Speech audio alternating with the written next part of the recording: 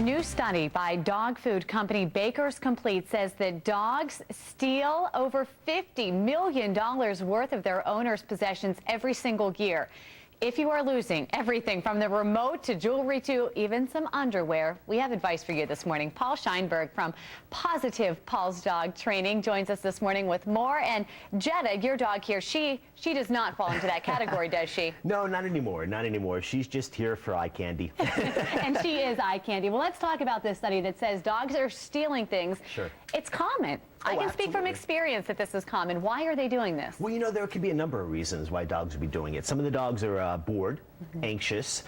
Many times it's because the thing that they steal has the owner's scent on it and they feel comfortable with it. Many times it's because they grab something, the owner doesn't like it, the owner will chase after them, and all of a sudden it's a game. A dog will come up and start nudging you while you're watching TV and you won't do anything. They'll nudge you, you won't do anything. But as soon as they grab a pair of socks, all of a sudden you're up and you're running after them. And to them, it's a game. Worst thing you can do is chase after them. That's the game I play. What should you be doing? Because you don't want them to have that. Let's say a lot of times she steals my baseball hats. I don't know if she smells that in there. What do you do to get her to stop without chasing her? Well, you know, it's interesting. What not to do is as important as what to do. You know, for instance, a lot of people think that what you should do is if a dog is chewing on something that they shouldn't be, throw a bunch of dog toys at them. The thing is, the more dog toys you throw at them, if you take 4, 5, 6 toys and throw them at the dog saying, okay, you know, this is yours, they have a hard time distinguishing what's a toy and what's not. Right. So really, you only want to have about 1 or 2 toys in each room.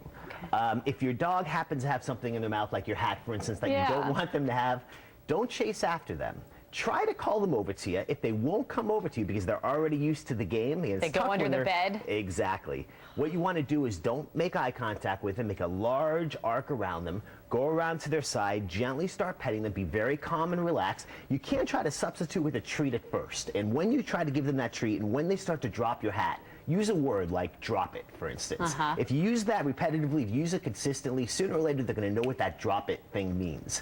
Once you say drop it, once they get that hat in their mouth, pet them, let them know you did a great job. Now, another way to get your dog over to you, if your dog just is used to running away from you, your dog has your hat, great way to do it. You look at your dog, fall down on the ground. If you just fall down on the ground, the dog's gonna be, what's going on? They'll kind of trot on over you to sniff you, and then you can gently start petting them and try to get the hat out of their mouth. But if you chase them, all bets are off. What happens if, you know, I'm speaking from experience again, my dog knows drop it, and she'll drop it, but she still continues to do this, knowing that it's bad what she's doing, but she still continues to do that. Is that still a game too? You know, is she trying to be spiteful, or what? Well, why do they continue to do it, knowing it's bad? Well, you know, it depends. Many dogs, it could be lack of exercise. They don't go out enough. They're not mentally stimulated. Imagine, you know, you're a dog, you're sitting there, there's just nothing to do. You're walking around, hey, there's something. Oh, and it kind of smells like my owner too. I'm gonna get that. I like that. So you kind of have to, like, you know how you baby-proof a house? You kind of have to dog-proof a house as well. You don't want to leave any socks or hats or anything lying around the ground that's too tempting for the dog.